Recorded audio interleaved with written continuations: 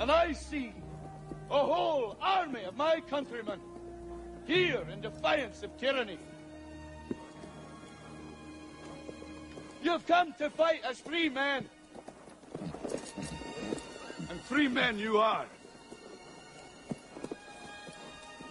What will you do without freedom? Will you fight? Fight against that? No! We will run! And we will live. Aye. Fight and you may die. Run and you'll live. At least a while. And dying in your beds, many years from now, would you be willing to trade all the days from this day to that for one chance, just one chance, to come back here and tell our enemies that they may take our lives, but they'll never take our freedom? You ready? Let's go. Yeah. For those of you that want to know what we're all about, it's like this, yo. This is 10% luck, 20% skill. And welcome to Anti-Tyranny News Radio here on UCY.TV. Thank you for joining me this Friday evening. Bitcoin sitting around 623 and, it's done a pretty decent rebound. A story coming from, investing.com, said Bitcoin rallies above 700, as prices continue to rebound. A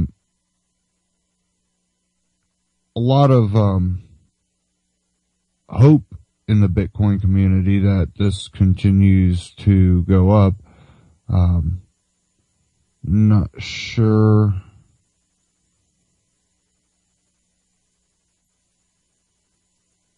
Okay. So it's around the 623. It's been up and down on the rebound, but, it definitely went back up, dramatic spike, after Mt. Gox went down, and many blame, companies like Mt. Gox as being a lot of the problems and inflation of the, Bitcoin. And so many people think it'll be more, less, bouncy, per se. You know, like I said, the more, mainstream it becomes, the more people are going to continue to increase the value of it by wanting to use it. But a lot of what many of the, original Bitcoin, subscribers and users, that the main things that they were liking about it had to also deal with, well, you could use it and kind of keep yourself somewhat private. And that was just, that was what drew people in. But, if you didn't catch my broadcast last Wednesday, introduced you to, it was from Derek Burrows, and, the first Bitcoin ATM in a gun store. And the thing about this is to set yourself up in the system, you have to use a state ID and you have to use a palm print. So then it kind of takes the whole, you're not quite sure who owns this money. And again, the people from the ATM company want to say, well, it's that way, you know, the government gets their money.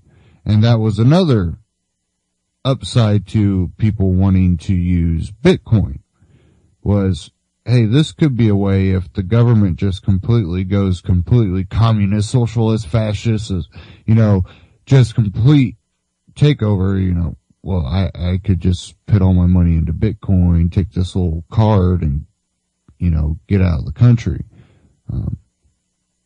That would be their hope. And it was something that, well, unless, they had the password and the encryption and all that, it was no use to the government. But this way, the government will get their money. It's a way to secure your Bitcoin. There's other ways to secure Bitcoin. And just like anything, it can be stolen. It's not a way to secure your Bitcoin. It's a way to go, look, government, we're going to give you part of your share. And, it's a way for that company to try to, be legitimate in their eyes. I'm not a big fan of biometrics, and I try to stay clear from biometrics as much as possible. I stay away from anything that goes, hey, give you a palm print, thumb print, iris scan. I'm good. Let's just use a really, really big lock. Everything can be broken into, even biometrics, and I don't see enough of a use for it. And, eventually, with the way things are going, we're all going to eventually be forced into biometrics as technology grows, unless you become a mountain man and find that one little spot in the world that they haven't tried to take over yet. It's not far off, and we can laugh about it now because we do have somewhat of a choice. We don't have to get into the biometrics. We don't have to. We have that choice, and that's a good thing. But the problem is where the future lies, and we already know what governments, people in power want to do. And they've beta tested this stuff. And you can look over in India and look how they beta tested that with iris scans, fingerprints, I think DNA. I'm not sure what all they did, but they definitely did iris scans and palm, thumb prints and all that good stuff. Facial recognition. Biometric their whole populace. Now, if they can do it in somewhere as dense as India, with the population India has, it might be easy to do it. Now, they might have picked India because of culture and all that, and it might have been easier to persuade these people to go that route.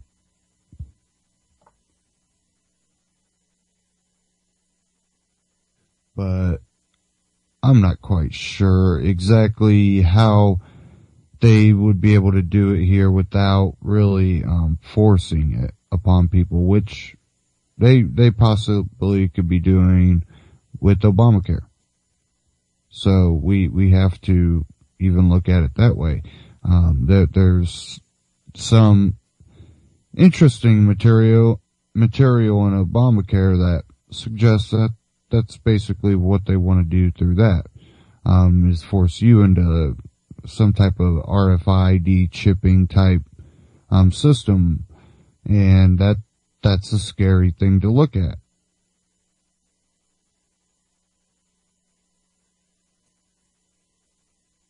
Now, give me a second here. And I had clip to play.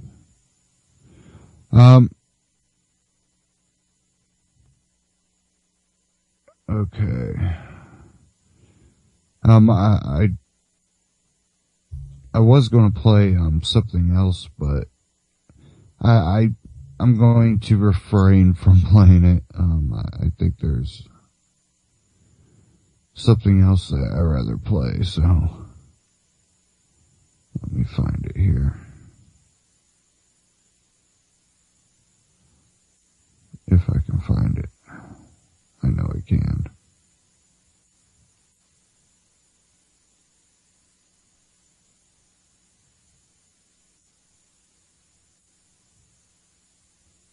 maybe.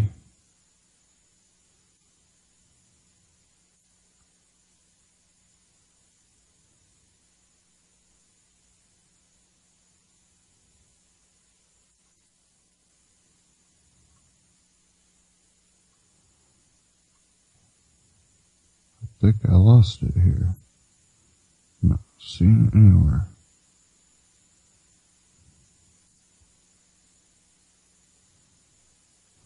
Oh, there it is. Okay.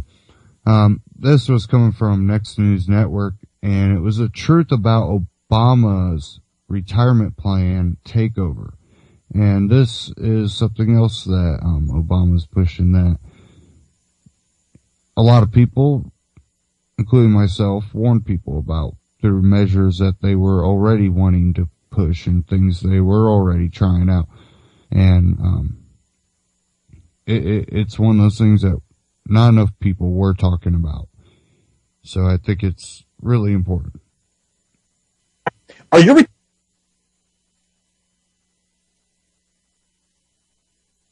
retirement funds safe from the federal government? Well, a new proposal by President Obama could require that Americans purchase treasury bonds. And some observers believe that this would give the federal government access to the retirement accounts of all Americans. This plan is hidden within automatic IRAs that mandate employer groups enroll all their members in retirement accounts. These moves would nationalize retirement similar to what the president has done to health care. One of the leading critics of the president's proposal is Bob McNeil. He's a Marine veteran who is also the founder of the American Citizens Party. He's also the author of the Proclamation of Freedom 2017 and the Economic Freedom Act. He's also detailed a plan for a peaceful 21st century American revolution. He's our guest on the show tonight. He's here to talk to us about the proposal from Obama concerning treasury bonds. We'll also look at how such an action could affect average Americans, and we'll discuss his works as well as his run for the most powerful office in the land. Bob, welcome back to the program. Thank you, Gary. Glad to be here. Bob, for viewers who have not heard about this story yet, what do they really need to understand about this My IRA proposal by President Obama? Well, at its most basic level, it's another one of Obama's plans to supposedly help low-income and medium-income Americans gain access to a retirement plan that is currently not offered by their employer. This plan, as I understand it, would require employers to enroll their employees into this plan, in which they would be required to invest in government bonds to build a retirement account and also to help fund the federal government under this shortfall of money that it's experiencing right now. So this plan would essentially mandate Americans to purchase government bonds as part of a retirement package. Well, that's true. And of course, right now, it always starts with the nose of the camel under the tent. And that is that right now, President Obama he's aggressively encouraging employers to enroll their employees. Now, we all know that over a period of time, this aggressive encouragement will turn into force. And that's what concerns me is, we are a nation of people who are intended to live their lives with a sense of personal responsibility and self-determination, and to provide for ourselves first, and improve our own lives so that we can live as productive citizens.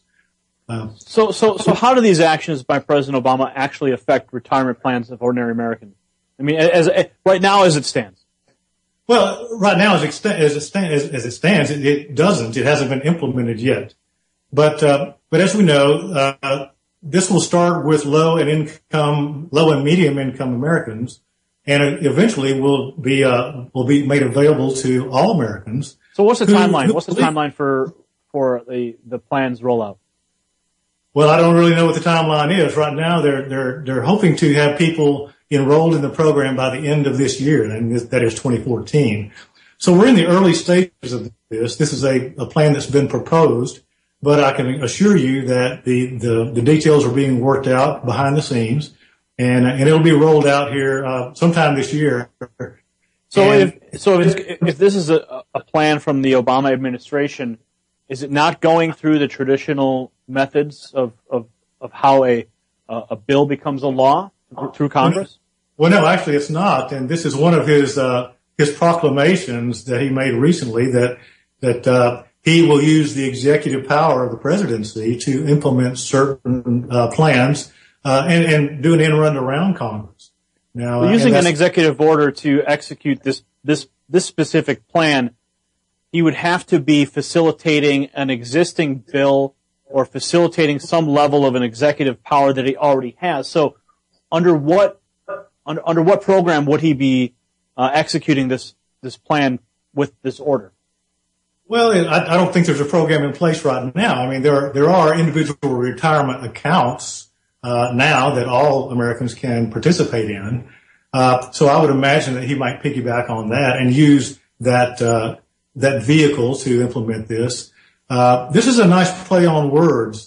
He took the IRA, which is the individual retirement account, and created this MyRA, which is my retirement account. Quite clever use of words to try to induce people to enroll in the program. When in fact, I think in the end, they're going to regret doing so. The returns on these bonds are not going to be what they think they're going to be. The returns have been 1.5% to 2% over the last 5 or 10 years. Certainly not, at the level that anyone would need to build a retirement account, for them to live comfortably in their old age. If this program is actually rolled out, like you say, by the end of this year, how much of the nation's wealth do you believe could be controlled by a federally mandated retirement plan, such as this? Well, I read recently where the IRS says that there's approximately $5 trillion in U.S. individual retirement accounts out in the world right now. So if the government implements this program and gains access to that $5 trillion, I believe that all Americans will be at great risk for the government at some point in time when we cut back on quantitative easing, when we stop printing money, which we will at some point in time. The government is going to want to replace that money with money from your retirement account. And there is precedent for doing this in several countries around the world. And that's what concerns me. So how is this plan similar to or different from mandatory health insurance? Well, number one, I think it's unconstitutional. The word mandate itself cannot be found anywhere in the Constitution.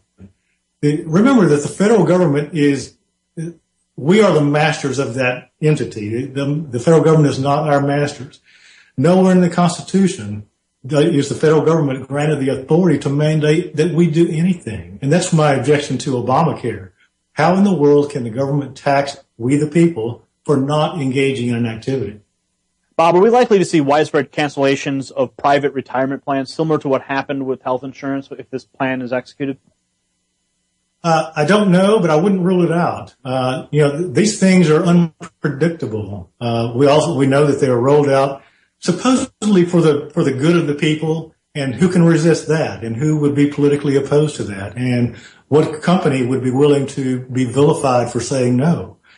So I think there are a number of pressures that can be placed on American businesses to participate in this program, and that's what concerns me as well. And that is that we are a nation of freedom-loving Americans and businesses that are free to conduct their business according to their own business plans. There should never be any interference with the way they run their business by the federal government, obviously unless there's their monopoly or other things that are going on. But these kinds of things, health care, individual retirement accounts, are things better left alone to the American people to provide for themselves. Bob, how close are we as a nation then to federally managed retirement accounts? I know you said that you believe them to be rolled out by 2014, but do you think it's really going to happen? Well, I wouldn't rule it out. I can't predict the future. I'm no better than anyone else at predicting the future. But we can look at examples of what happened in other countries when these types of programs were introduced, that invariably, when the value of the bonds that make up these retirement accounts fall, so does the value of those accounts. And what you thought you were going to make as a return on your investment in these bonds will most likely not appear. So, and that's what concerns me is that, in many cases, the government has gone in when they needed the money to continue to borrow and spend at the levels that they got them in trouble in the first place. They went in and they took money from, their own citizens' retirement accounts to plug the gap. What nations did this occur in? Well, it occurred in three that I can name. Argentina in 2008 forced countries to invest in government bonds, and shortly after that, those bonds were trading at 29 cents on the dollar from what the initial investment was. So what caused the bonds to drop? Well, is the actions of the government itself is what caused that. Remember. Do you think, Bob, that the credit rating of the United States could have an impact on the bond's value? Well, it sure could. And we've already lost our AAA credit rating years ago. We are now less than that. And I believe we're probably in a downgrade status right now. As we continue to print money, which devalues the dollar, we have no place to go but down, under the current scenario. That's why I'm running for president is to stop the bleeding and to begin to rebuild our country as the economic powerhouse that it once was and will be in the future under my administration. Now, Bob, there's very few people who have actually officially announced their run for the presidency. Obviously, there's people talking about it. There's rumors of people running. Why did you decide to announce your presidency at such an early stage of the electoral cycle? Well, I've created the most powerful plan that's been written in the last 100 years. And I want the people to know about it, because they're not going to hear from the mainstream media. There will be no other politician, whether they're Democrats or Republicans, there will be no other politician at the presidential level that will have a plan like this one. The only thing they want to do is stay in power and govern people. And my intent is to set the people free, to allow them to prosper and enjoy the liberty that the founding fathers intended for us to enjoy, but which we have not enjoyed for the last 100 years. No one alive today, very few people alive today, have lived at the level of freedom that my plan will provide for you. Now, Bob, funding a presidential campaign takes a lot of money, millions upon millions of dollars. With so much money stacked against you, with super PACs and political PACs and just the sheer force of the Republican and Democrat parties and their fundraising abilities, what is your fundraising goal or your fundraising strategy?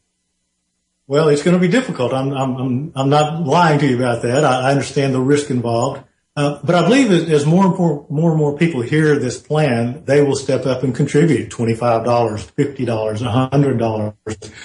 And let's not forget that in the last two elections, 2008 and 2012, more than 100 million American citizens above the age of 18, which is the voting age, more than 100 million Americans did not vote in either of those two elections.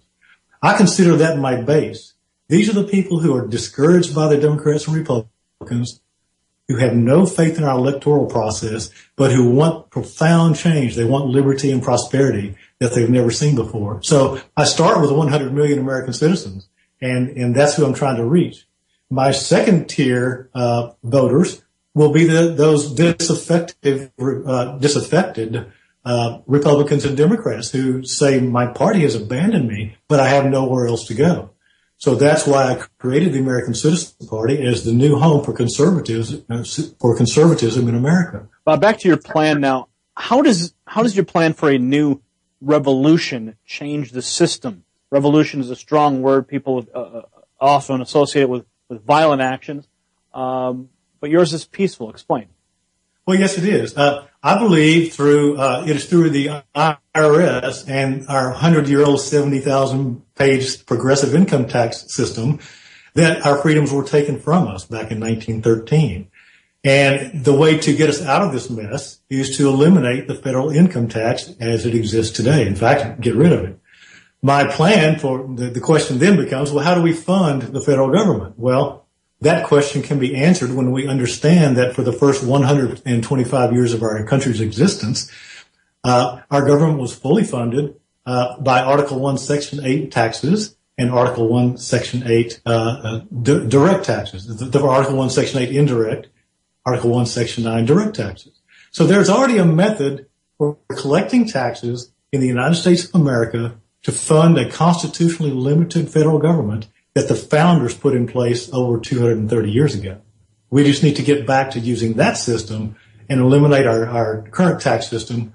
We will have 100% of our pay to bring home, to spend, save, and invest and give away as we choose, and live our lives in liberty and prosperity without the IRS hanging over our heads. All right, Bob, thanks for joining us today. What's the website that people can find out more about your campaign? They can go to AmericanCitizenParty.us. They can go to BobMcNeilForPresident.com, and they'll learn everything there is to know about me and also about the plan. So that's BobMcNeilForPresident.com, McNeil, Bob McNeil for President. Check him out. I'm not endorsing him. I have not had a chance to look over his information, and I don't know his history, so I'm not endorsing him. But we definitely need to find a new path, and there's a few people that they are doing positive things, but a lot of libertarians go, well, they don't go far enough. And what I want to know is what is far enough? What do people want to see in someone that is running for president, that not only do they say it, their history shows it, and what are the conditions of what they should be doing if they become president? Because a lot of time I hear a lot of hypocrisy from libertarians. You'll see libertarians that will go, executive order this, oh, they're always doing executive order, and one of the things they say, oh, well, a libertarian president that gets into power, if they were ever to get into power, they should, by executive order. And I'm like, whoa. And it's like, is this not exactly what we're fighting? And is this not the whole reason we continue the loop, no matter who we elect? Because then you say, well, we'll use those powers created against the establishment, but then you become the establishment, and then you end up fighting a group of people and becoming a tyrant over a group of people.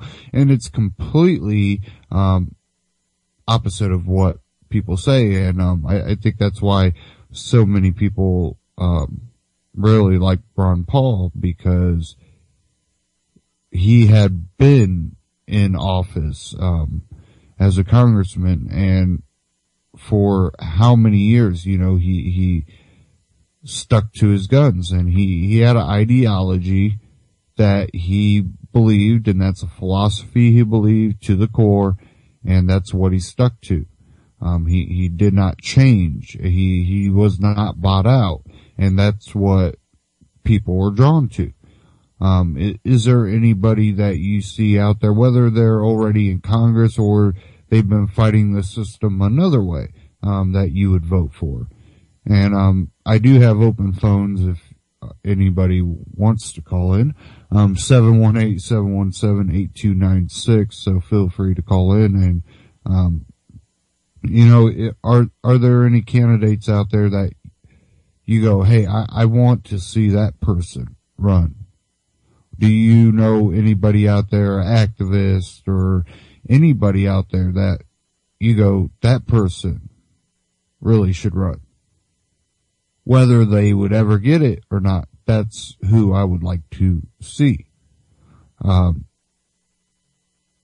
It's one of those things that it's hard when you do have such a deep philosophy, because a lot of people that have a real deep philosophy and libertarian ideology,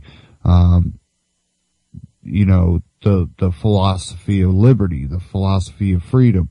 A lot of people that have such a deep view in it aren't willing to play any games. But there's others out there that, the few others that really do try to play the game. They are deeply entrenched in the ideology or the philosophy of liberty and freedom.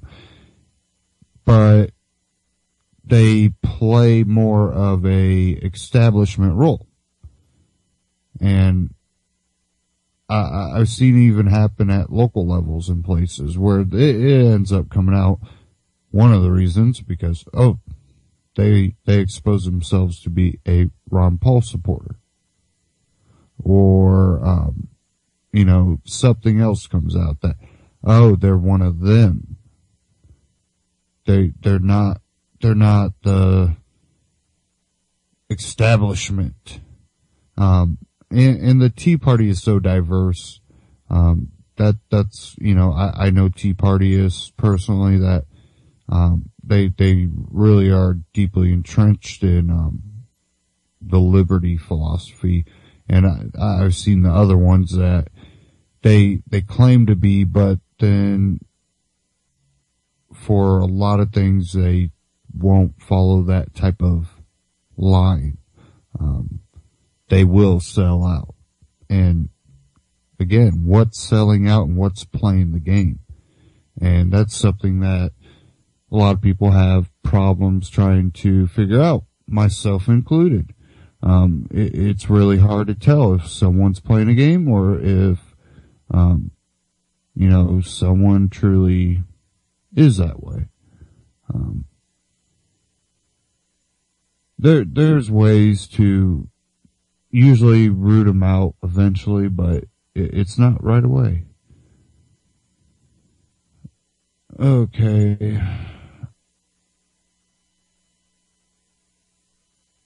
I had two that I want to go ahead. Or actually, let me go ahead and play 3 from Pigmine, the last 3 uploads. First one's Venezuelan anti-government protesters clash with police. The next one's Lost Backpacker survives outback eating flies. I've seen, Jules had posted that one. And, you're like, what? Outback eating flies. And, you know what? There's a lot of places on earth that, a spider somewhere else is not the same as a spider that you see in your backyard. And then, the last one that we're going to play is, look at Ukraine's former leader's insane opulence. So let's go ahead and just play these.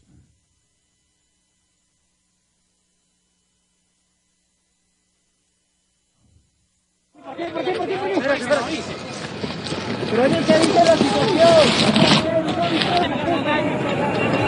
I don't know if this one's on audio other than, that one. But, the protest over in, Venezuela, they actually have written out a plan. And, I don't have it right here in front of me. One of the things I did not find, but, they have written out a plan to overthrow their government.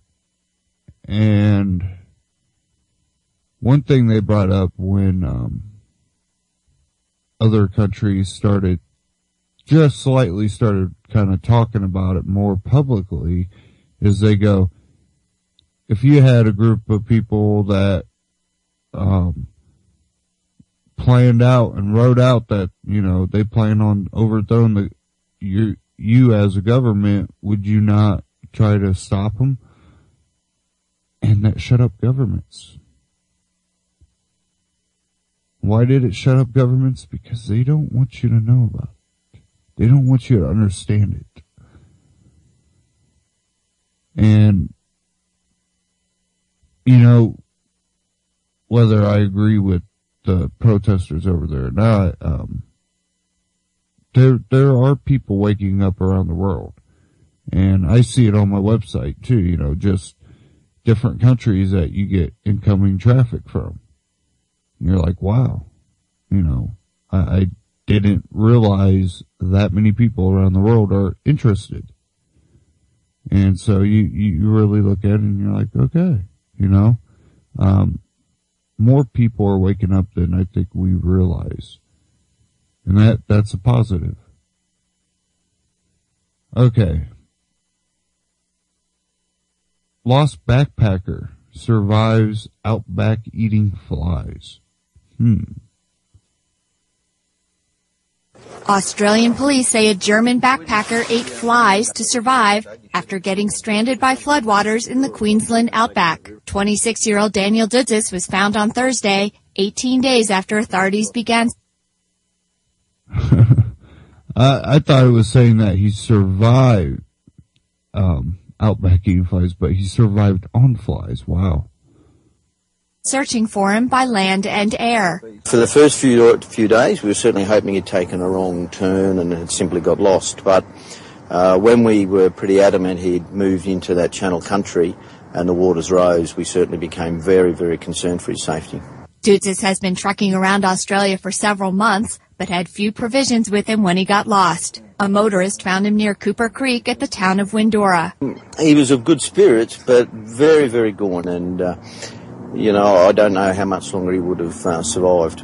The backpacker reportedly plans to resume his trek, but will stick to the main roads. Anna Buchdahl, Associated Press. Well, that's one of those things that I don't think a lot of people realize, that if one thing goes wrong in a lot of these places, you know, Death Valley and stuff like that, you know, something goes wrong, it can go wrong and set you back a week. Do you have provisions with you for a week? Or do you have provisions that allow you to get what you need in the place that you are for a week? You know, you're definitely messing with serious places. And you can easily find yourself in a bad situation. I just tend not to try to test the elements at that extreme. But I do understand, you know, preparedness. I've done the, you know, it'd be negative 20 degrees with the wind chill, camping outside, and, you know, a foot of snow, 3 feet of snow. I've done, you know, some extreme camping, just not testing out, well, let's go out in the middle of nowhere where if something does happen, I might die just testing the elements to that point. I understand what you would need to do. I understand, you know, what it takes. And I just don't want to put myself in that situation unless it's doomsday, you know, unless I'm put in a situation where I need to go trekking across, you know, Death Valley, or the Outback. I don't tend to go, hey, let's just go to the Outback, or let's just go to Death Valley. Let me get a helicopter drop me off in the most remote of places. It's just not my forte. You know, hats off to the people that do it. That's their way of seeking their adventure. I tend to be able to find adventure, in smaller, scales than that. I don't mind on doing, you know, some hard, you know, hiking hard, climbing, things like that. Even being out on the lake a whole day and trying to not get burnt, and trying to actually catch fish to fill my freezer up, it can sometimes become hard. Irritating, mentally hard. When you're not catching anything, trying to figure out what they're going to bite on, if they're going to bite, find that right time of day. And, I've tried all the tricks fishing with the moon phase, and, that's correct to a point, but not completely. There's still plenty of days that they're not going to bite for anything. At least not anything you have. It's like they know you're there. They're not playing. Okay, look at Ukraine's former leaders. Insane opulence. Okay, let's go ahead. And meanwhile, Ukraine's new government wants Interpol to issue a worldwide red alert for deposed President Viktor Yanukovych. He's accused of murder and abuse of power. Yanukovych ran to Russia last month, leaving behind this secret estate valued at $100 million. His opponents call it a monument to massive corruption. Clarissa Ward has just come back after getting a close-up look for this Sunday's 60 Minutes. Clarissa, good morning. Good morning, Charlie, Nora, and Gail. We wanted to meet the people at the heart of Ukraine's revolution. Now, if you could see, which many of you probably have, but this mansion that Ukraine leader built, and it's definitely extravagant. But don't forget, our own leaders use our taxpayer money just as badly. Our president, first family, spend more on vacations a year than the royal family, including their vacations and uptake on all their palaces. Wow. Yes, our government's just as corrupt, but they're not going to tell you that. All of them were motivated by a disgust for the rampant corruption of the former regime, which we saw firsthand when a young activist, Svetislav Yurash, gave us a tour of ousted President Viktor Yanukovych's residence. This is a prime example of just such corruption. Yurash was one of the first to get inside. I mean, this is what your revolution was about, in a sense. This opulence, this complete lack of respect, almost. This complete lack of taste as well, on top of that. On top of that. I mean, I'm the size of this fireplace. That's insane. It's actually twice your size. But the point is that this is all stolen money. This is all bribed. This is all corruption. This is nothing that he earned. This is a man who is sitting 2 times in prison, one of them for stealing hats, and now he builds this Versailles for himself. The house has become an instant tourist attraction, with entrepreneurs outside the gates hawking maps of the estate. Documents found on the scene indicate that Yanukovych spent $30 million on the chandeliers alone. A private elevator adorned with Swarovski crystals can't have been cheap either. Some activists want this to be turned into a museum of state corruption. There certainly is a lot to see, including a boat that was used for dinner parties and a private zoo. Remarkably, there was almost no looting when the house was taken over. When we sat down for a chat in the lavish main hall, flower arrangements from the last days of the old regime had just begun to wilt. For an ordinary Ukrainian person, what's their reaction to this? Shocked and outraged. We all knew Yanukovych was corrupt. We all knew he stole money. But the quantity of it is mind-boggling in every way. So you just asked the question I was going to ask. What's the reaction of Ukrainians to all of this? Tell me how you saw the political change that was taking place there when you were in Kiev, and how deep and profound their mission is. Well, I mean, what's extraordinary is that this is like unfolding at such a breakneck speed. I mean, within a few months, we've seen people overthrow a dictatorship, and now they're staring down the barrel of a Russian gun, so to speak. So I think people feel very vigilant. They are still out there in the square. They are still camped out. They don't believe that their revolution is over yet. They want to honor the sacrifice of all the people who were killed. But what's amazing when you look at that scene at the house and all these people going to, sort of take like a look at this spectacle, there's no aggression there.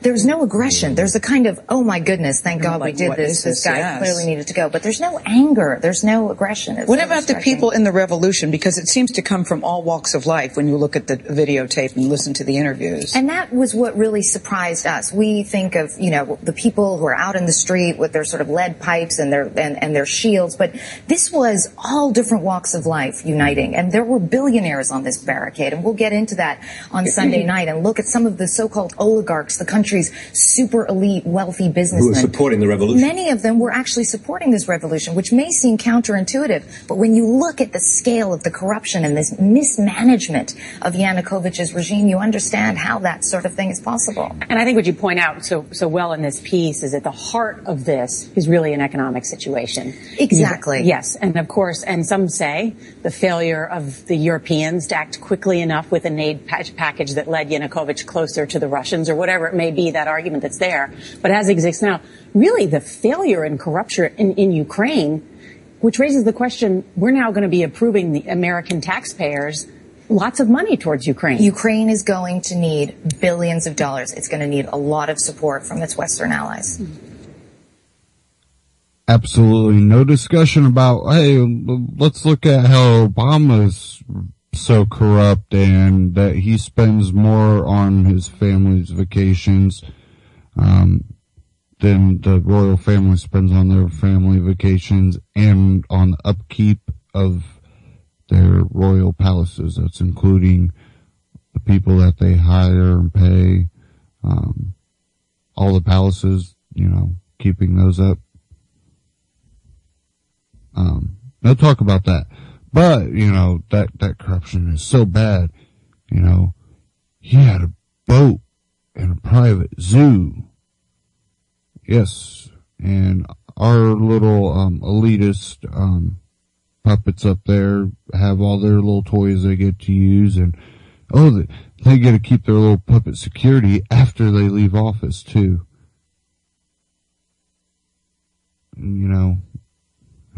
It's almost like they get a pack of dogs when they leave. It's kind of sickening.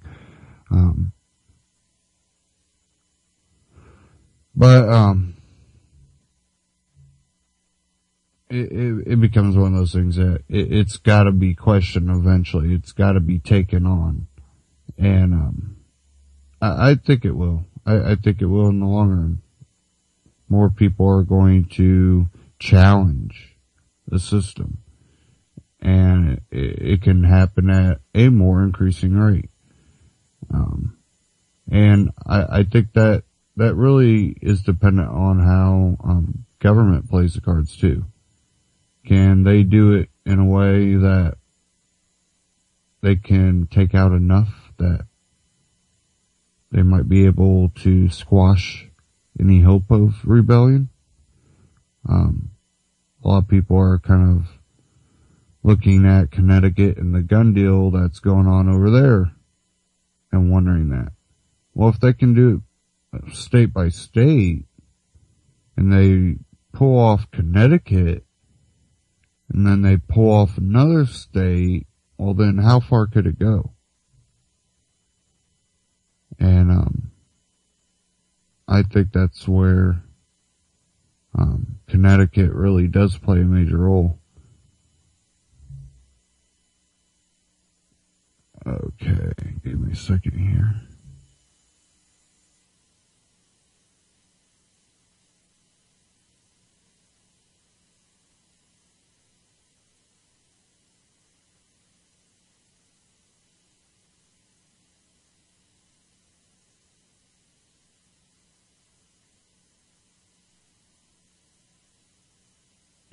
Oh, excuse me.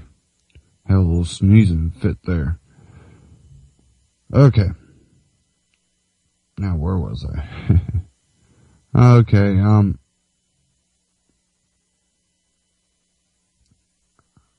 was also going to play,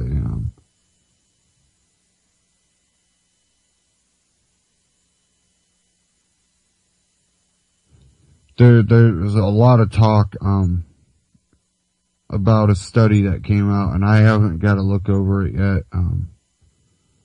I just kind of got home from running around taking care of some stuff earlier, so, but there's one out at Next News Network, I'm seeing here, and, it's about, can this study bring smoking bans to private homes? And you think about it. What happens inside closed doors, when it comes to marijuana and other drugs is, able to happen. If they smell it inside your house from outside, that gives them probable cause to come inside. So, it's not a far-fetched thing.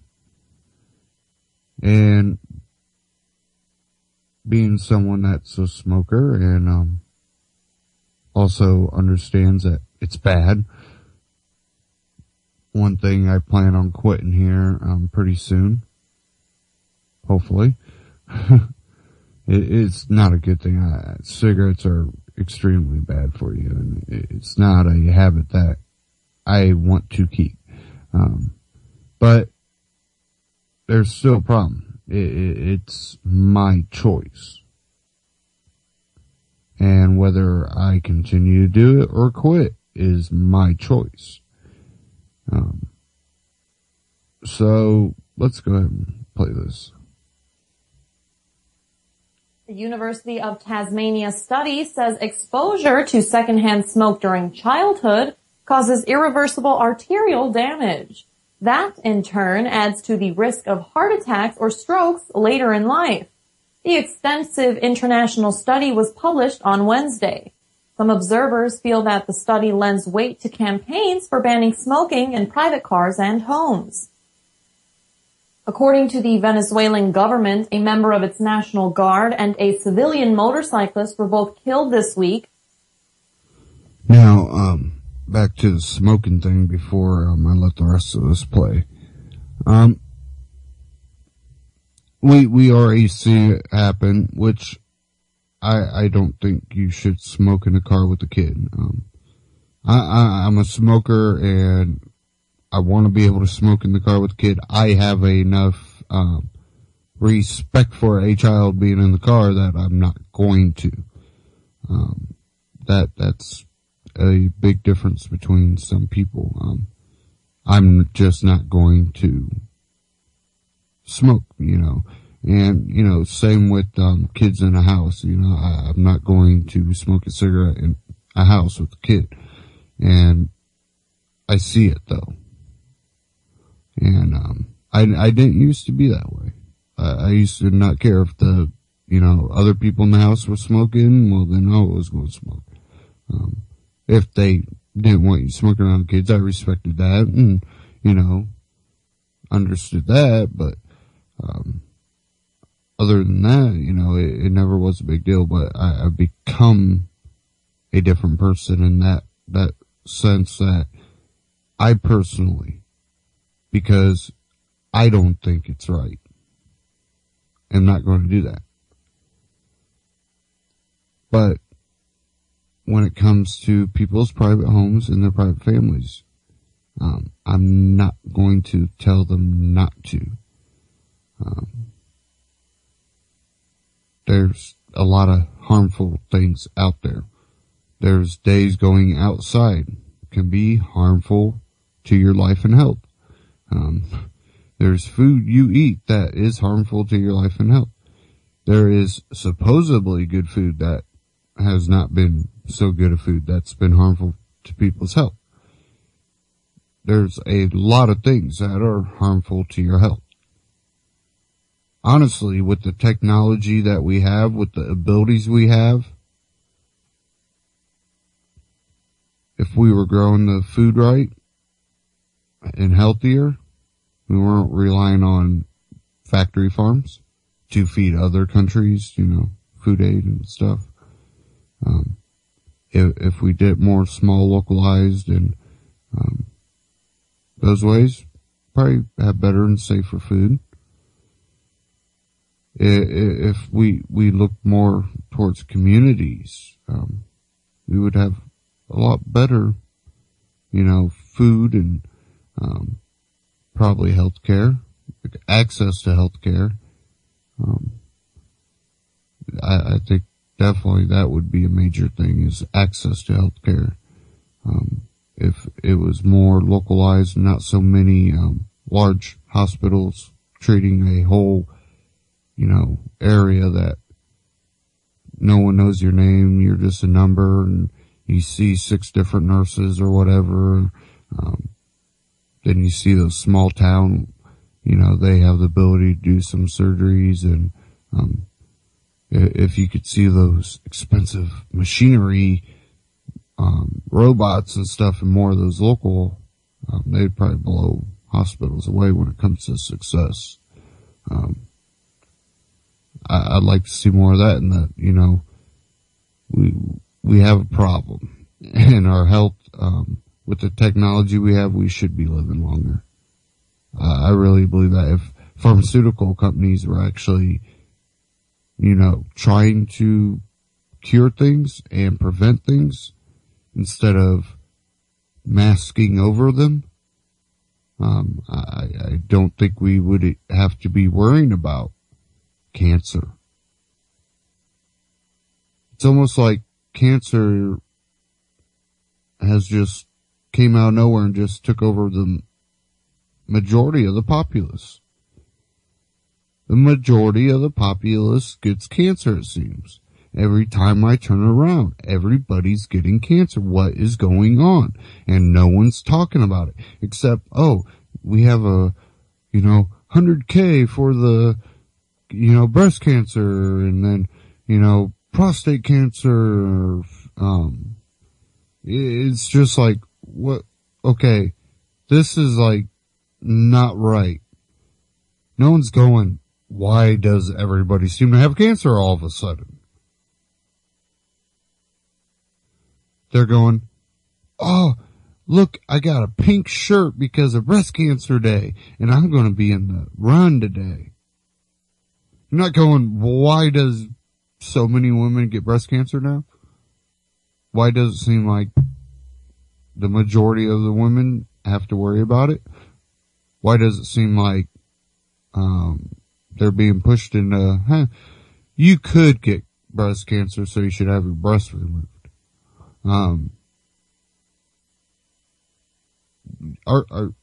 Do anybody else, do you see like a problem here? Do you see a problem with like a populace that might be brainwashed to, instead of going, they're telling us to freak out about breast cancer, what's the actual numbers of breast cancer? And, they are on the rise, and then why? Why do not, let's raise money to have them radiated and chemotherapy, and then a lot of, let's not say breast cancer, but a lot of other cancers, that you see people leave cancer treatments and they'll survive for another 5 years. And then you'll see people actually try to fight the cancer, and then they look like walking skeletons and suffer for 4 years, 3 years. And they go, well, they died of cancer. Well, I'm screaming over in the corner going, you freaking liars, they're dying from the treatment of cancer. You can't tell me that they're dying of cancer when they look like a skeleton. they don't look like a skeleton because of the cancer. They look like a skeleton because they've been radiated in chemotherapy. Their hair's falling out not because they have cancer. That's another thing. People that get cancer lose their hair. No.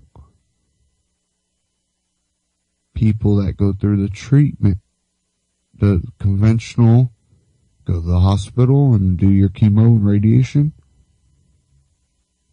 Those are the people that lose their hair.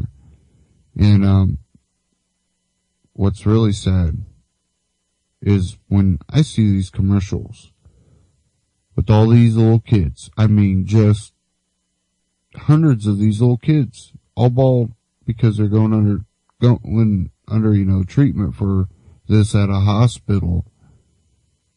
And then, with the whole Justin Pelletier and all the other stuff that came out from Boston Children's Hospital. And I see a commercial like that. Send us money.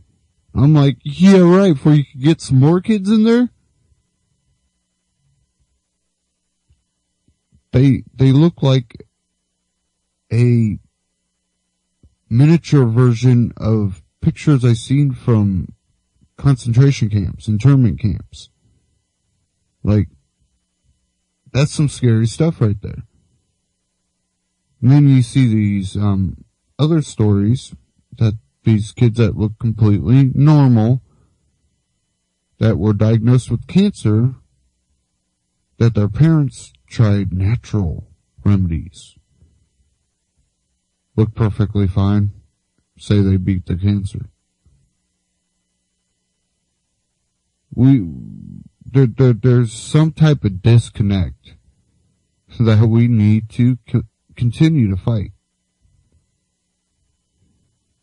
Again, we do have open phones, 718-717-8296, but I am going to play the rest of this from Next News Network real quick. By an unidentified sniper. The shootings reportedly happened during a standoff with opposition demonstrators who had erected a barricade along a busy avenue. Over the last few weeks, at least 20 people have been killed as demonstrators demand the resignation of President Nicolás Maduro. In response, Maduro has alleged that the demonstrations are part of an organized coup against him. On Thursday, troops called into the Los Ruices neighborhood in eastern Caracas used tear gas and water cannons to disperse several hundred demonstrators. Slavery ended throughout the Caribbean in the 1800s in the wake of slave revolts. But today, a coalition of Caribbean nations is considering legal action to seek monetary compensation from the European nations which once colonized the region. The coalition is also seeking a formal apology for the slavery once imposed on the Caribbean by the 8 nations. Those nations are Britain, France, Spain, Portugal, the Netherlands, Norway, Sweden, and Denmark. Sources say that the subject of reparations has simmered in the Caribbean for years. Opinions are divided. Some see reparations as justice delayed, but others dismiss it as an empty claim that avoids solving the region's modern problems. Are the large stones which comprise the ancient Stonehenge structure actually bells that make music? The site has long been considered conducive to human healing, and its arrangement is thought to have astronomical significance. But a study from the Royal College of Art in London has suggested a new possibility. The monument might make music. In trying to understand and unravel the many mysteries of Stonehenge, researchers at the Art College's Landscape and Perception Project believe they know where the stones of Stonehenge originally came from when the structure was built. They also believe that certain stones from that part of Wales sound like a bell when struck. What's puzzling, though, is that the mining site is some 200 miles from Stonehenge. The Quartz News Service reports that China's newly announced defense budget of nearly $132 billion in U.S. dollars is accompanied by the government's muscular assertion that peace in the region can only be maintained by strength. China says its military will respond to all provocations. However, the U.S. spends roughly 5 times that amount on its military. In fact, the U.S. leads the world with $582 billion in annual military spending. China is second with $132 billion, and the Russian Federation, portrayed as a military menace during the Ukraine's current turmoil, spends just $68 billion a year.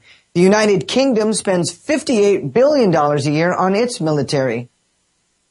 Well, he's definitely got the flair, and now he's got the power of public office. Darren Lyons, the 48-year-old Australian who helped usher in the modern paparazzi era to ruthlessly photograph celebrities, was recently elected mayor of his hometown. That town is Geelong, just south of Melbourne, Australia.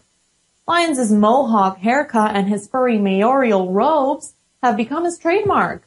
The flamboyant figure feels his hometown will benefit from his fashion sense.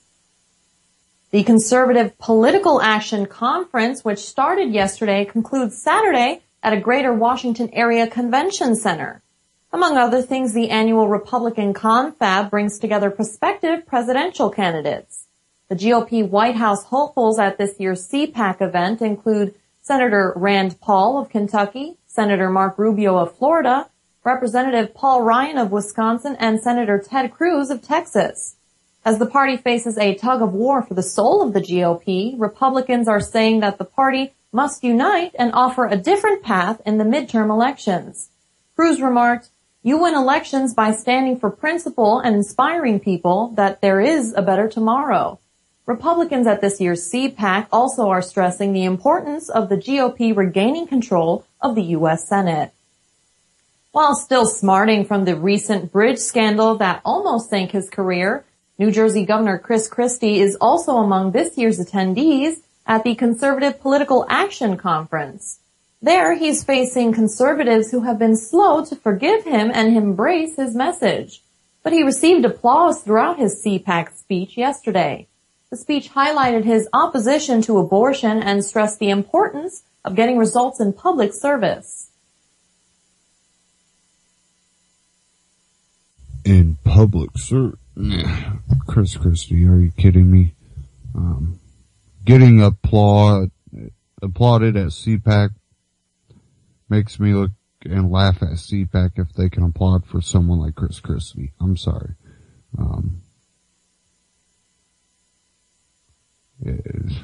It's just amazing that someone would.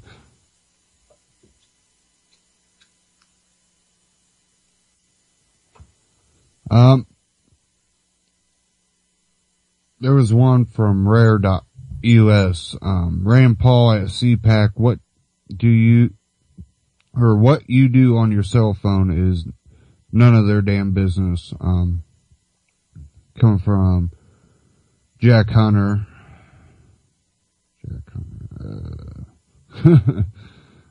In a speech that focused largely on civil liberties, Senator Rand Paul, Republican from Kentucky, addressed a standing room only audience at the Conservative Political Action Conference on Friday.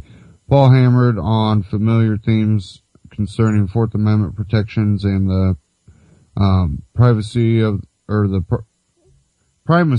the Constitution and individual above the government power. Paul's speech was one of the best attended of the conference as he challenged an energetic young crowd. Next generation of liberty lovers, will you stand and be heard?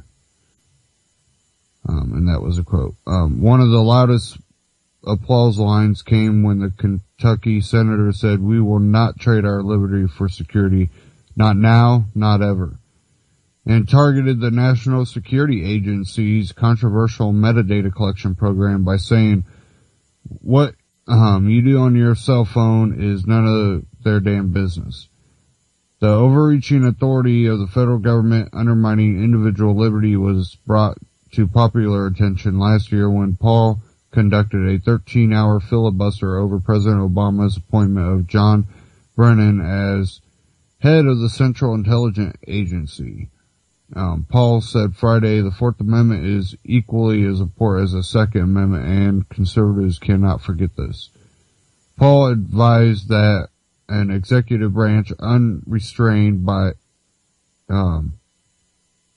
becomes nothing short of tyranny. At least last year's CPAC, Paul won the coveted straw poll considered to be an indication of what conservatives might desire in the presidential elections. In a speech Friday, Paul said that a great president would not do many of the things President Obama has, particularly in regard to attacking civil liberties. The 2014 CPAC straw poll winner will be announced on Saturday. And I honestly think it's a throw up between Cruz and Paul.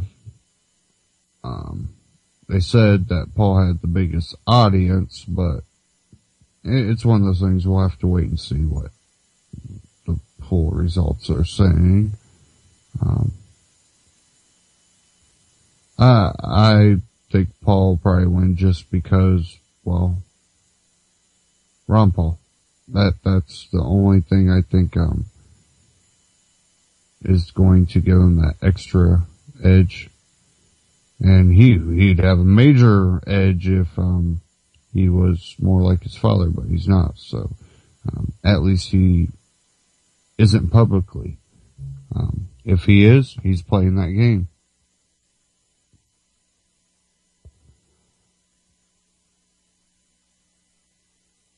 I don't know.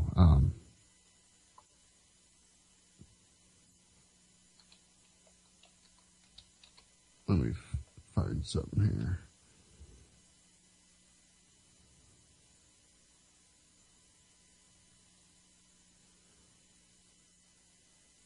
I'm going to play. Well, let's see. First, let me see here. Okay. I'm gonna go ahead and play about 10 minutes of Rand Paul at CPAC. And I'm hoping that's what this is. It's from thecount.com. Make sure I turn this volume down.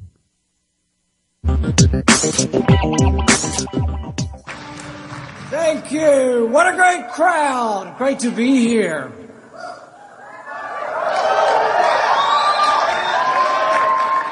Imagine with me for a moment. Imagine a time when liberty is again spread from coast to coast. Imagine a time when our great country is again governed by the Constitution. Imagine a time when the White House is once again occupied by a friend of liberty.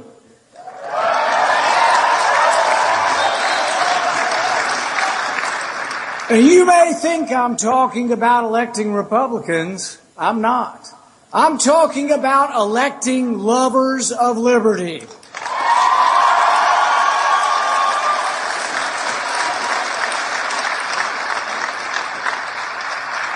It isn't good enough to pick the lesser of two evils. We must elect men and women of principle and conviction and action who will lead us back to greatness. There is a great and tumultuous battle underway for the future, not of the Republican Party, but the future of the entire country. The question is, will we be bold and proclaim our message with passion, or will we be sunshine patriots retreating under adverse fire?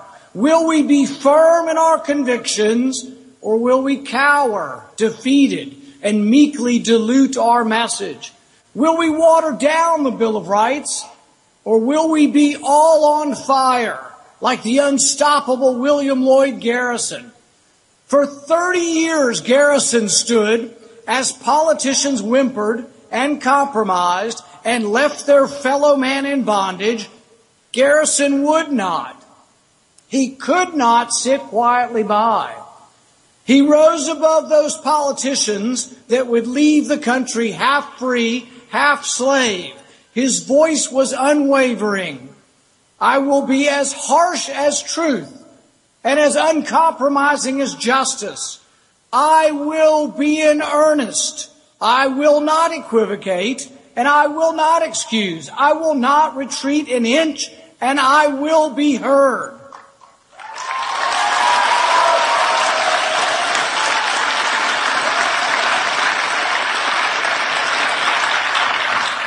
Will you, America's next generation of liberty lovers, will you stand and be heard?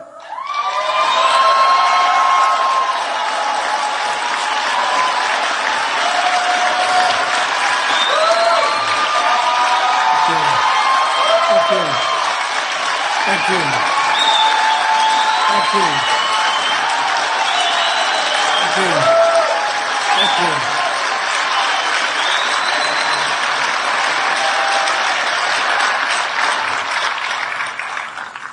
The Sons of Liberty, who fought against British soldiers writing their own warrants, would today make a bonfire of secret orders issued by federal police. The Sons of Liberty risked everything to guarantee your right to a trial by jury. They would today call out to the president. They would say, we will not be detained, spied upon, nor have our rights abridged. We will not submit, and we will not trade our liberty for security. Not now, not ever.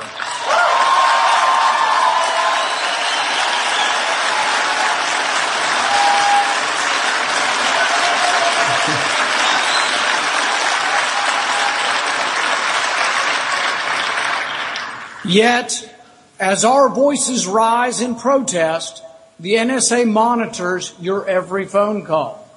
If you have a cell phone, you are under surveillance. I believe what you do on your cell phone is none of their damn business.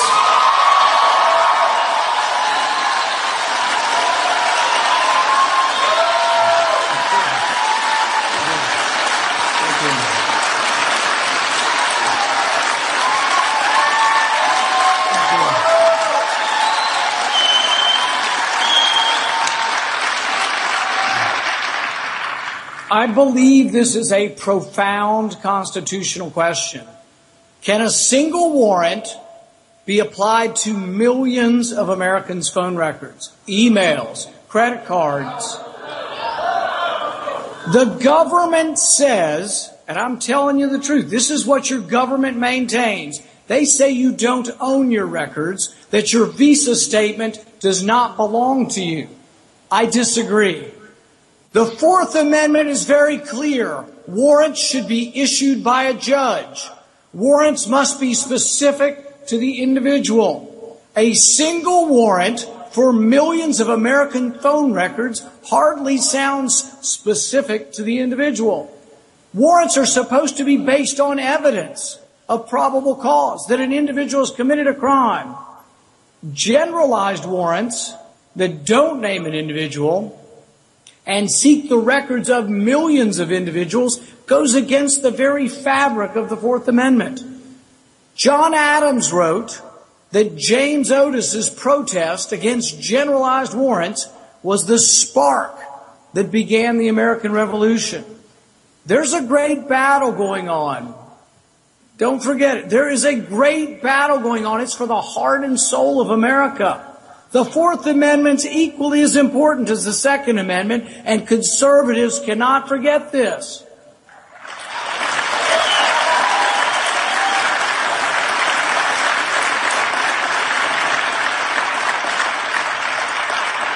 Will we sit idly by and let our rights be trampled upon? Will we be like lemmings rushing to the comfort of Big Brother's crushing embrace? Or will we stand like men and women of character and say, we are free, and no man, no matter how well-intentioned, will take our freedom from us?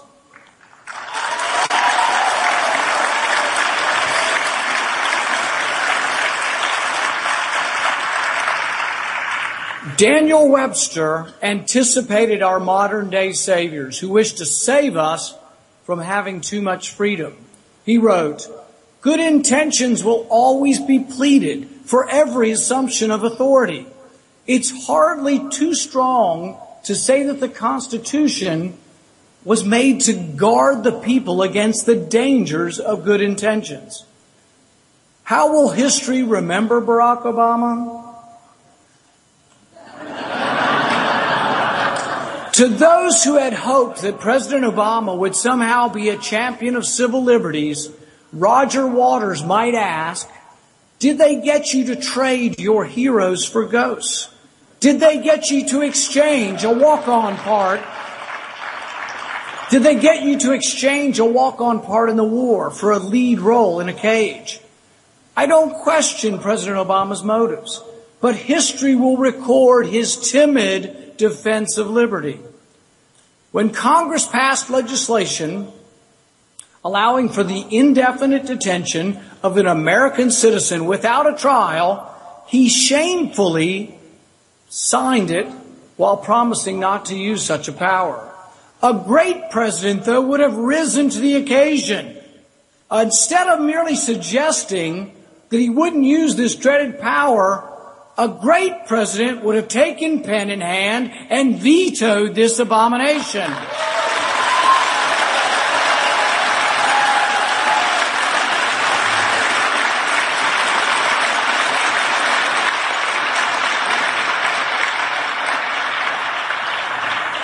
A great president would have loudly proclaimed, Congress cannot and must not overturn the right to a trial by jury. A great president would have protected us from the prying eyes of the NSA. A great president would have proclaimed, I will not abide it. The Constitution will not abide it.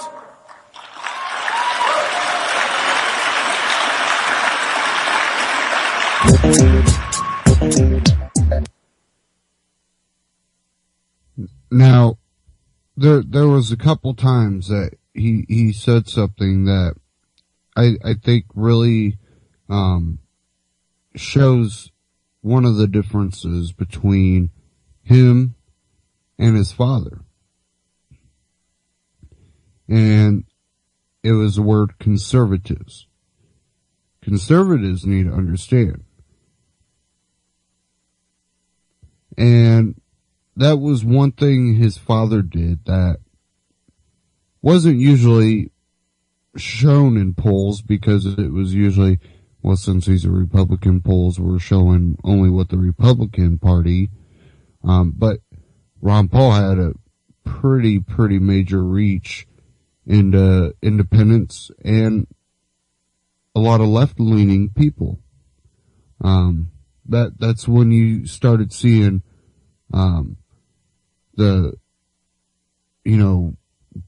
Ron Paul Democrats. You were like, what? Ron Paul? Well, they understood freedom. Even though they had a different ideology on their personal way of living, they had more liberal ways of living. They have no intention on going after your rights to live your life conservative. They're not there to go, we need to pass more laws to give a certain group more privilege. They understood what liberty meant. And people that understand liberty understand that freedom, liberty, it's not an easy thing. It's not some utopia. But it's saying we're not going to allow a group of people to think they're better than us and rule over us. It's not no rules, it's no rulers.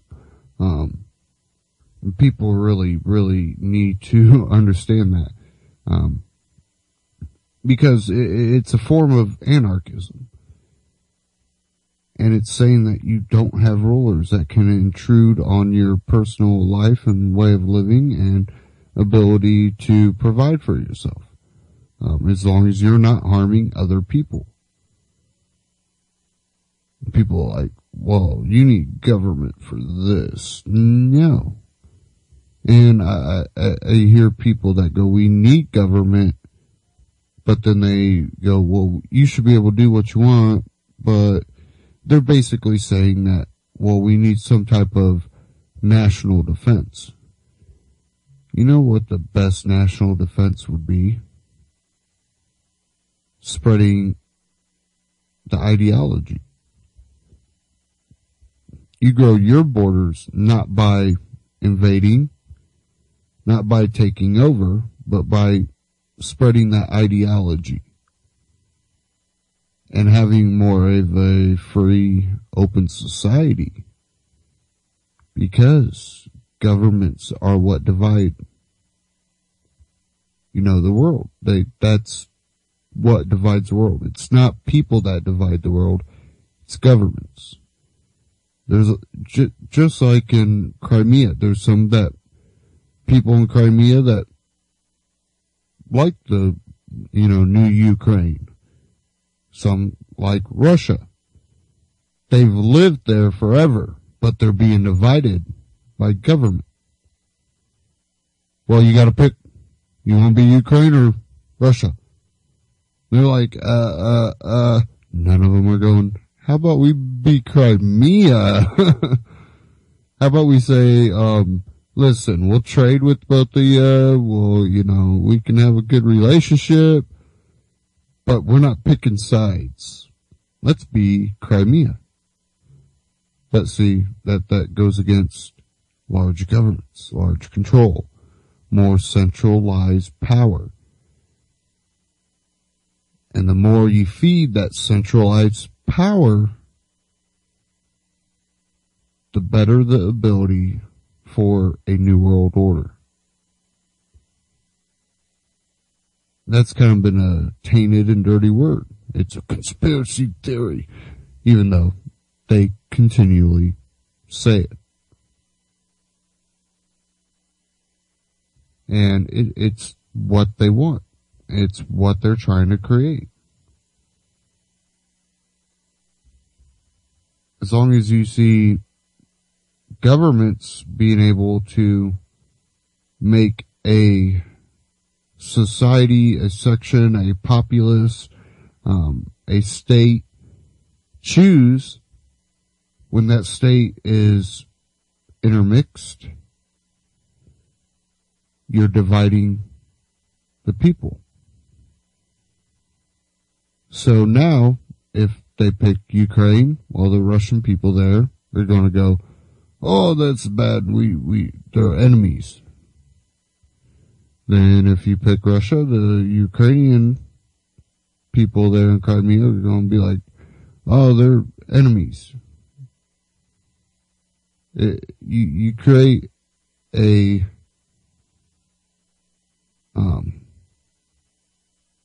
fragmented society, and it's divide and conquer.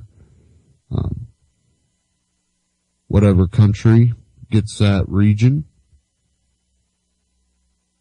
the people, if they let it come down to it, the people can fight each other. And I'm betting Russia probably will get it. They have all this sanction talk and all. I don't think Russia is going to be harmed. That's one thing I really don't think Russia will be harmed by sanctions. I think they have enough leverage to get done what they would want to do.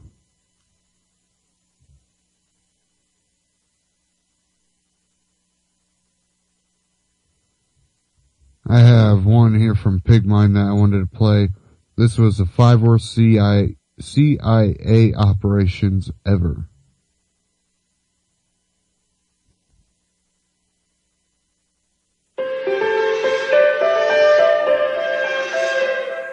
Hey there, so this is a mega collaboration that we've been working on with 4 other channels, and it's all about the CIA.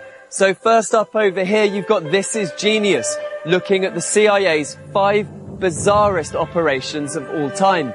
Then you've got All-Time Conspiracies and their take on allegations that the CIA created AIDS. Then you've got Dark 5 and the 5 darkest experiments of MK Ultra. And finally, last but not least, you've got All-Time Numbers doing the CIA in numbers.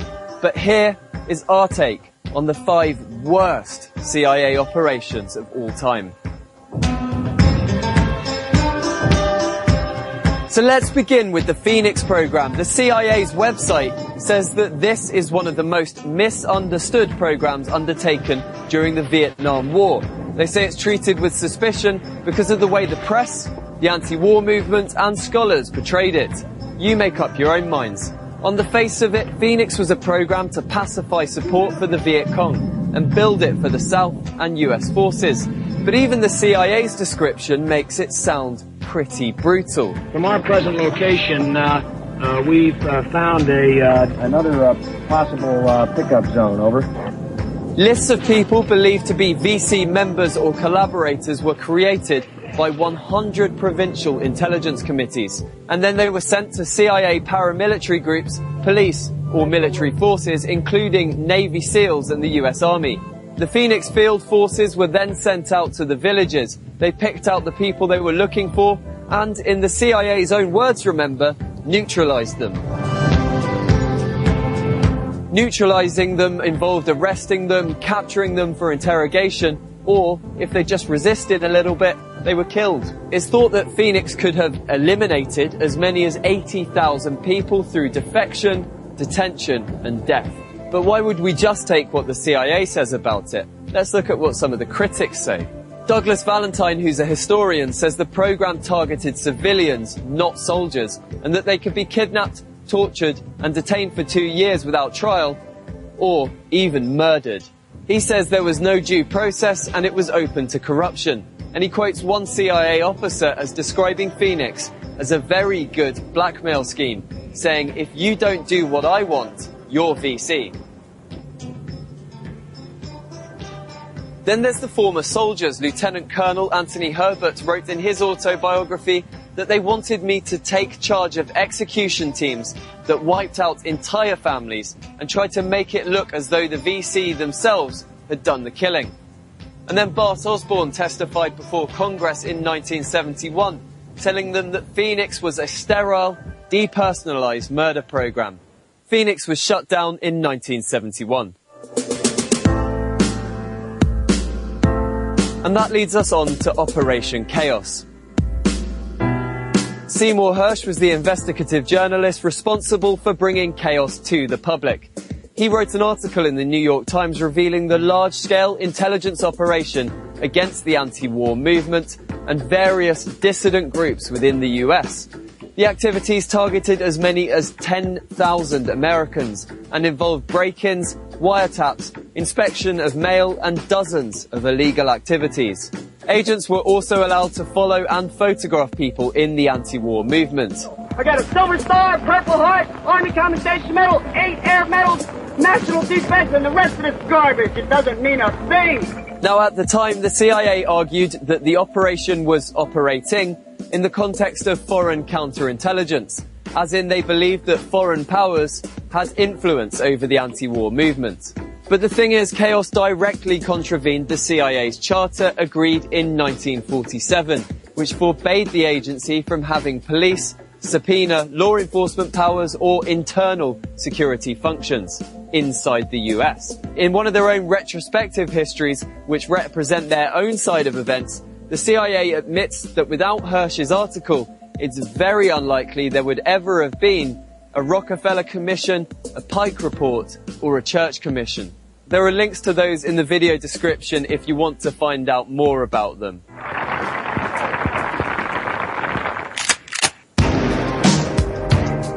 Next up, PB success.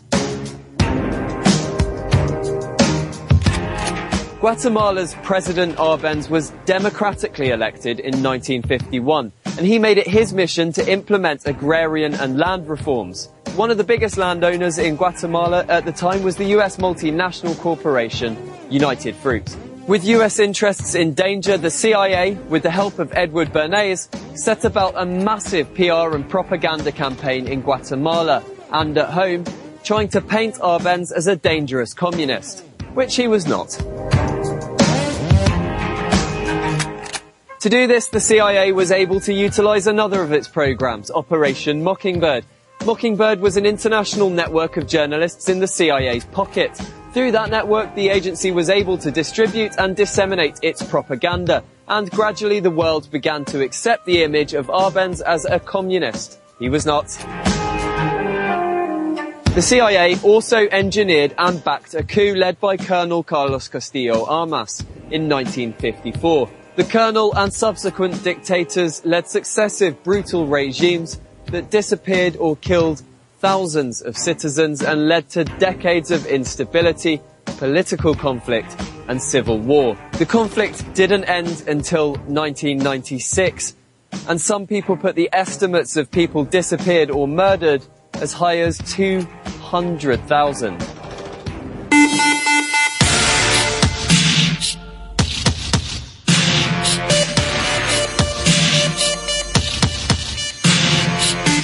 Project MK-Ultra ran from 1953 to 1964 and involved dozens of experiments on US citizens without their knowledge, using chemical and biological agents. It was an experiment that sought to control minds and beings. Just some of the stated objectives were to discover materials and methods that would increase the ease and usefulness of hypnosis, enhance the ability of individuals to withstand torture, coercion and brainwashing, produce total amnesia for events surrounding their use, and produce physical disablement such as paralysis of the legs. And those were just some of the frankly evil objectives.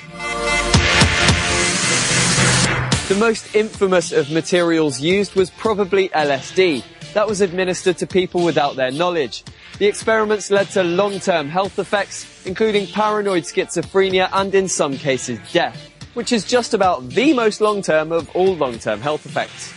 There were a total of 149 sub-projects focusing on modifying behavior, but as Senator Teddy Kennedy noted, the CIA Director Richard Helms ordered all records to be destroyed. Now, MK-Ultra was evil, but what about Operation Northwoods?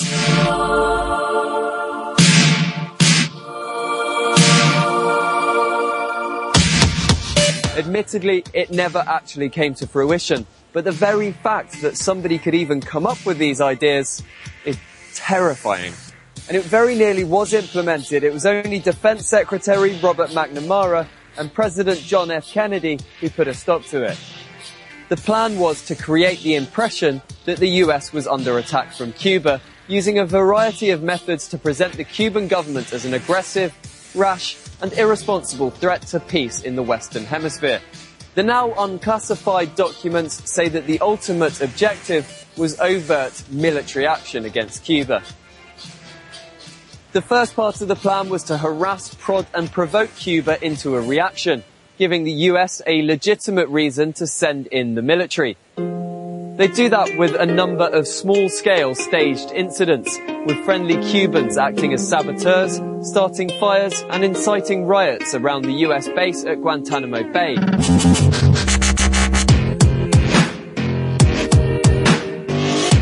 There were plans to blow up a US ship in Guantanamo Bay, or better, near Havana.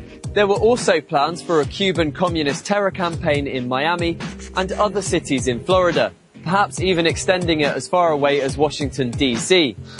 And it goes even further. There were plans to sink a boatload of Cubans, to set off plastic bombs in Cuban areas, stage Cuban Air Force attacks on US planes, but perhaps most dastardly of all would be a staged attack on a US aircraft carrying US civilians. There was a convoluted plan to swap over planes, which meant that they wouldn't actually shoot down a plane load of civilians. But nobody in the international community would have had the faintest idea.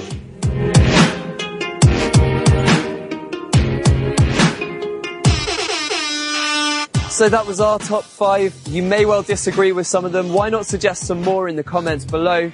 God knows there are plenty of them to go through. And we will see you again next time. So, these are things that, we've been talking about for a long time, the controlled media, doing false flags, would they be willing to kill Americans? Well, they'd at least be willing to say they did. And to think that they can't pull off false flags when they've done it in the past. A lot of times, yes, it does come to the surface, but it comes to the surface such a way down the line that the youth didn't grow up during, the Vietnam era. So now that it's been exposed that all these operations went on, they don't teach it in schools.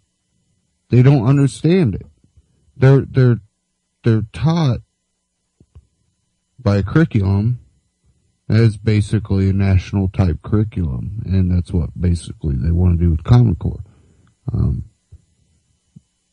We have a problem with our media being controlled, our kids being brainwashed, and it's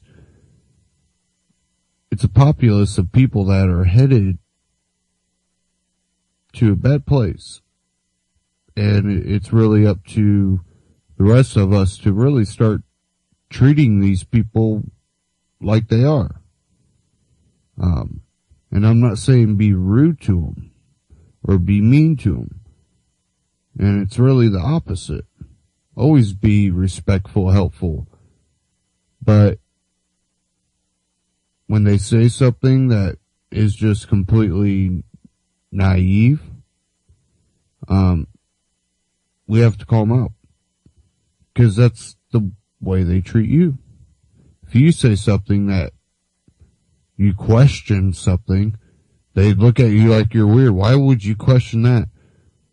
Oh, you don't want to put your thumbprint into a system? Or you don't want to do this, or you don't want to do that? Why? No, the question should be, why should I be forced into that?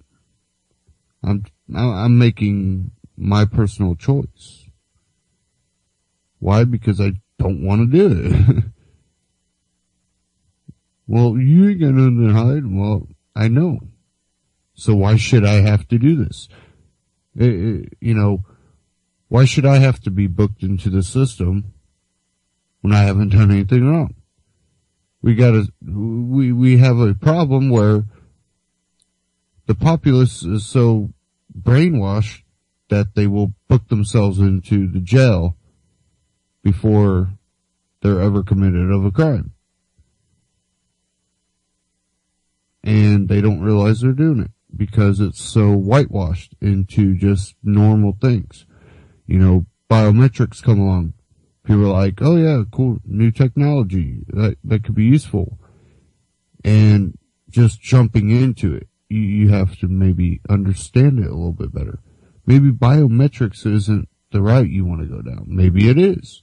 And that's fine if you like biometrics. I'm not, I just personally want to stay away from it as long as I can because I know it's the way we're going, it's going to eventually come to that where if you're going to interact in the normal populace, you're going to be forced into that type of system. Who knows? Maybe I'll become a mountain man. Go live with the Eskimos. I don't know. It's one of those things that I tend to want to stay away from it as long as I can, but I know that, with facial recognition, they have the technology to do it on the internet. So, I understand that, but that doesn't mean I'm going to walk up to a machine and have it scan my face. That doesn't mean I'm going to get my iris scanned. That doesn't mean I'm going to start putting my thumbprint on all kinds of thumb scanners. I honestly think that is what will make you less secure in the future. Honestly. So, that's my personal view on biometrics. I think I'm going to try to avoid it as long as possible.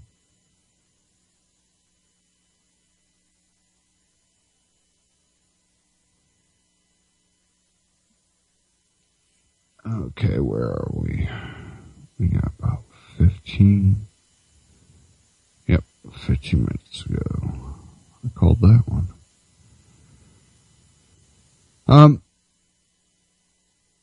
I had one last article. Let me bring it up here.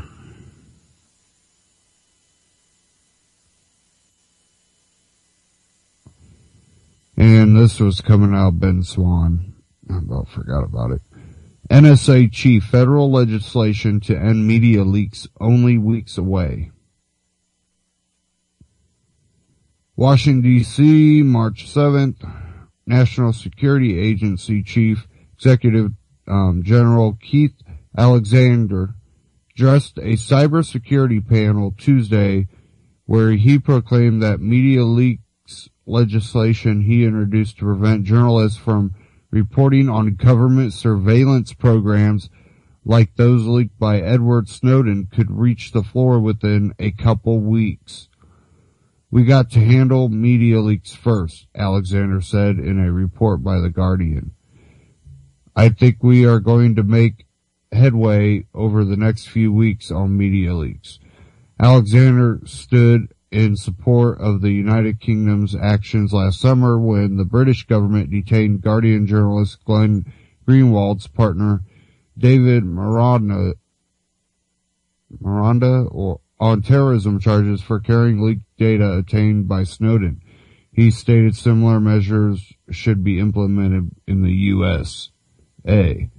I think we are going to make headway over the next few weeks on media leaks. I am optimistic.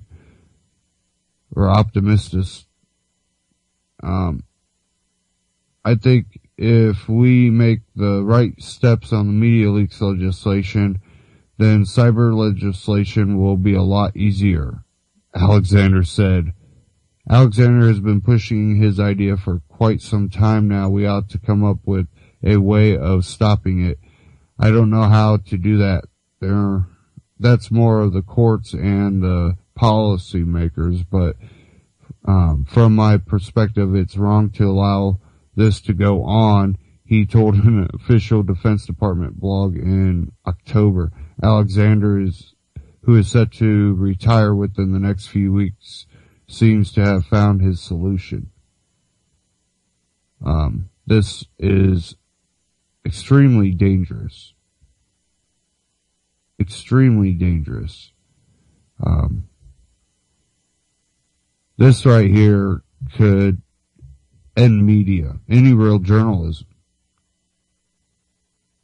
This would be the first stepping stone to final control over the media, because what the internet's done is created alternative media that's crushed dinosaur media, and you have, a group of people trying to gain control over that, and it's called the government, probably CIA operation.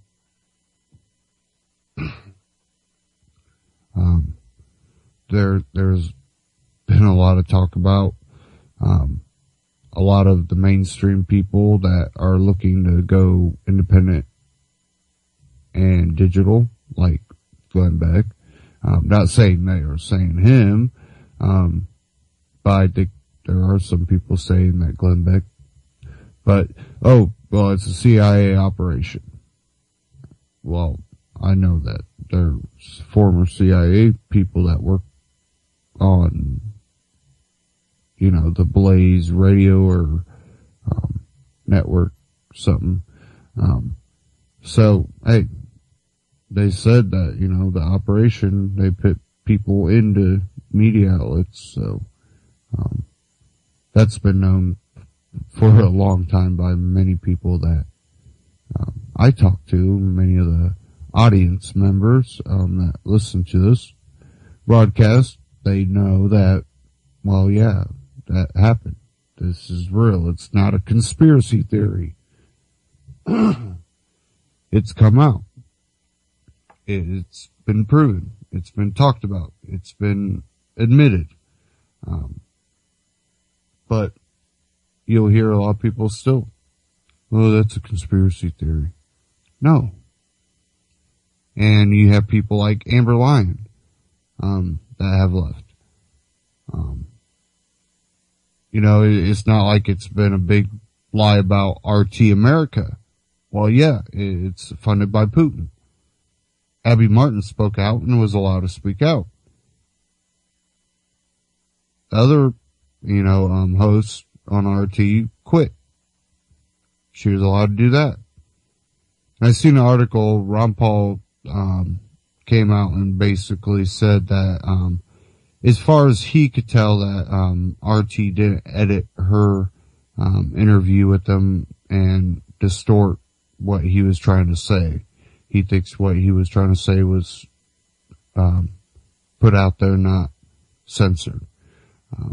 So, I don't know, but it's no secret that RT's, funded by Putin and the Russian government. But the reason why it's been attractive, the reason why people have said, hey, I'll go ahead and host a show on RT, is because it's been one of the only major outlets that's been able to be on cable, satellite, that these hosts can actually speak out against what our government's doing. Can't do that on ABC, can't do that on MSNBC, can't do that on CBS, can't do that on Fox. Well, only if you toe the Republican line. When you do it on Fox, you can. And so it's still manipulated. But they've been able to do it on RT. And that's why American would say, yes, I will do a show on RT. I can reach millions of people via RT on, satellite cable, internet, whatever, viewing, you want to do. I can do it for a living, and I can actually speak out the way I want to. I know when Adam Kokesh had his show at RT, he had full editing privileges. He didn't have to worry about, oh, you're going to have to cut this out of your broadcast. We can't have you saying that. Or you'll have to cut this out, which actually kind of, I think, led to one of the reasons why he had to leave the network, because it's a foreign-owned network by the government, Putin, and therefore he had to leave because of maybe something he said politically endorsing. But the thing about it is, some people go, oh, you worked for Russia. You got paid by Russia. I got paid by a news agency that allowed me to have full editorial abilities. And, Abby Martin, the same way with her. She has full editorial abilities, and even after she spoke out, yeah, they supported her, which is, she thought was crazy. She knew she was putting her job at risk, and they actually supported her, so that's a good thing. She's been allowed to speak out against RT, the news agency. And hopefully that stands, and no, behind the scenes, kicking her to the curb or nothing like that. Hopefully they honor the way they,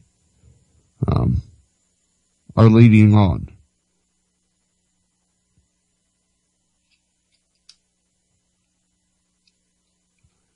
But, yeah, I see perfectly why people would go to RT. You have the ability to reach the audience you do. People that wouldn't normally find your show maybe on the internet, if it's internet only. And, that's why, there's a lot of people going, maybe there should be another channel. We should have more channels, more options.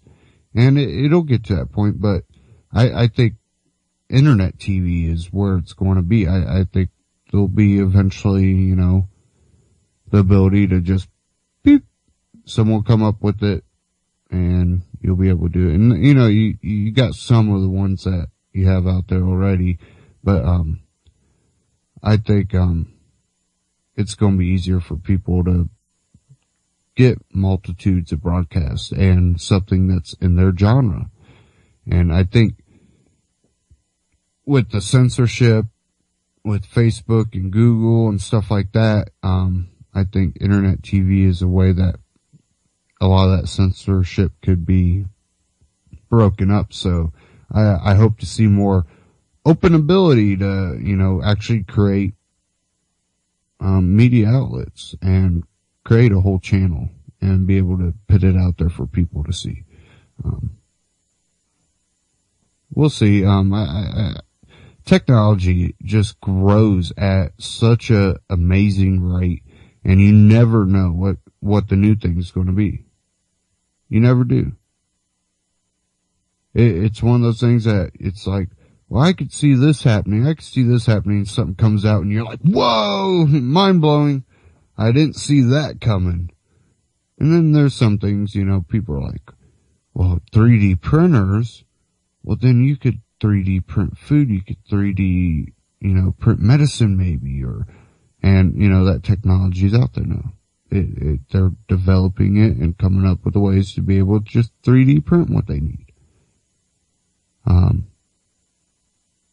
I seen a report about, they're testing out 3D printing a car. They're looking at that in the future, 3D printed cars, and how it could just revolutionize the ability for other people to create. It could definitely, you know, those big car companies, too big to fail companies that we have out there, that right there could just make them too big to stay alive. It could allow the people that design cars for them to go, I just need a 3D printer. 3D printer and hire some people.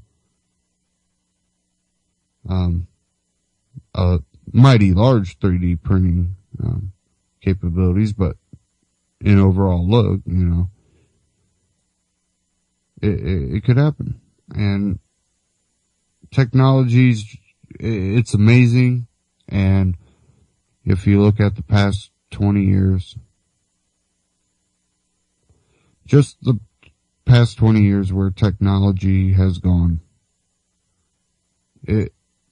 it's like, wow. If we could do that in 20 years, what can we do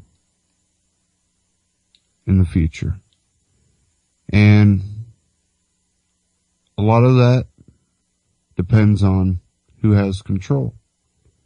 If it's completely free market, technology could grow at amazing lengths and do a lot of positive. But if it's in control of the few, in control of the elites, in control of the monopolist corporations out there, it can cause society to collapse. It could be the death of millions, honestly. And I'm not trying to scare people, but that is reality.